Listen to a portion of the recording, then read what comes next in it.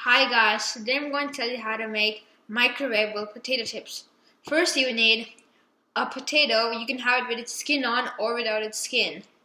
Then you can use a scissor, a knife and like cut it into small pieces. Or you can use something like this. You just like cut it for some time.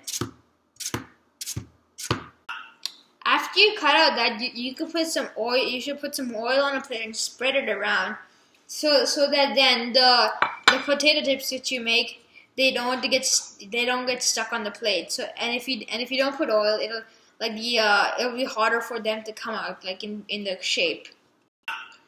After you spread the oil, you should place your potato chips around the plate. After you do that, you can like season them with salt and black pepper. And even parsley.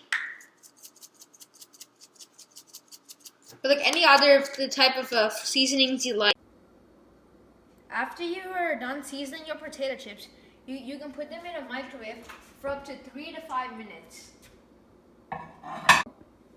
After 5 to 3 minutes, it must be done.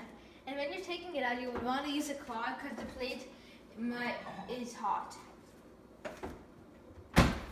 And if you look at it, look nice and brown there. And then and if you use a very thin strips, that means it must be like super crunchy.